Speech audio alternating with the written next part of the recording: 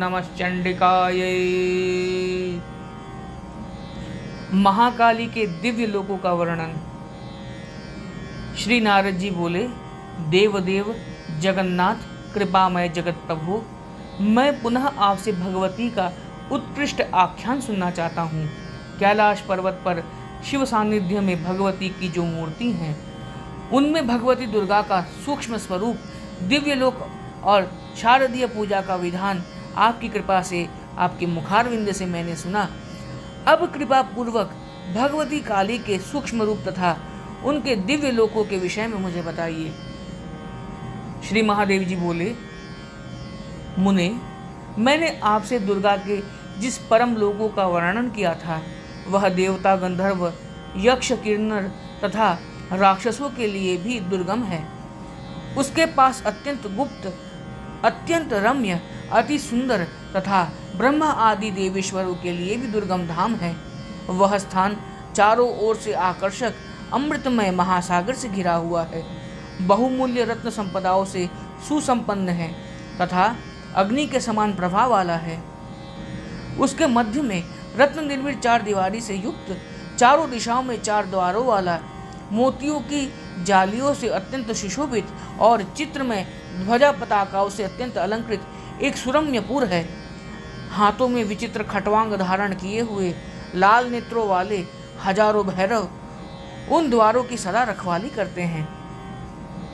भगवती दुर्गा की आज्ञा के बिना देवता, राक्षस तथा ब्रह्मा आदि देवेश्वर भी उन द्वारों को लांघकर भीतर नहीं जा सकते।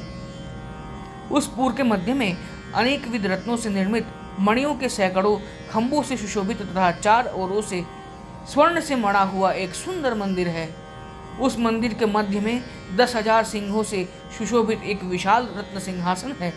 देवर्षि नारद उसके ऊपर रखे हुए शव के ऊपर महाविद्या स्वरूपिणी महाकाली महेश्वरी सदा विराजमान रहती है। सभी प्राणियों के हृदय कमल में विराजमान रहने वाली कल्याणकारिणी माया स्वरूपिणी तथा ब्रह्म रूपा एकमात्र वैद्य महादेवी ही अपनी इच्छा से करोड़ों करोड़ों ब्रह्मांडों की उत्पत्ति, पालन तथा संहार करने वाली है। मुने, विजया आदि 64 योगिनियाँ सावधान होकर परिचारिका के रूप में सदा उस पुर के कामकाज में व्यस्त रहती हैं। उन भगवती के दाहिने भाग में महाकाल सदाशिव विराजमान रहते हैं। उनके साथ प्रसन्न होकर महाकाली सदा विहार करती रहती हैं। इस प्रकार उन महाकाली का अंतःपुर बाहर से भैरवों के द्वारा रक्षित अत्यंत आश्चर्यमय, सुंदर तथा ब्रह्मा आदि के लिए भी परम दुर्लभ है।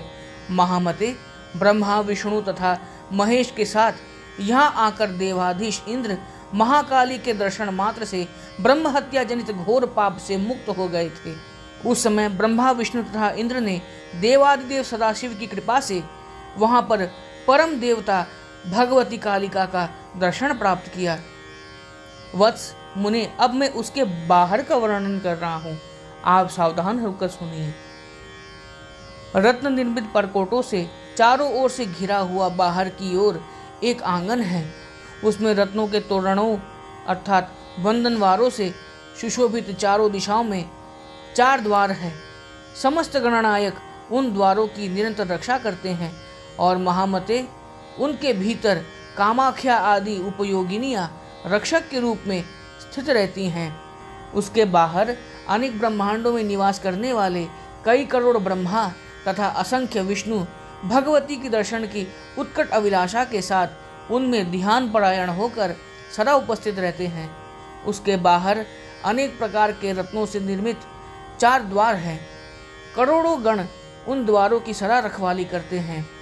उन द्वारों के बाहर इंद्र आदि करोड़ों देवेश्वर केवल एक बार भगवती के दर्शन की आकांक्षा को लेकर उनके ध्यान में तत्पर रहते हुए बहुत देर तक प्रतीक्षारत रहते हैं।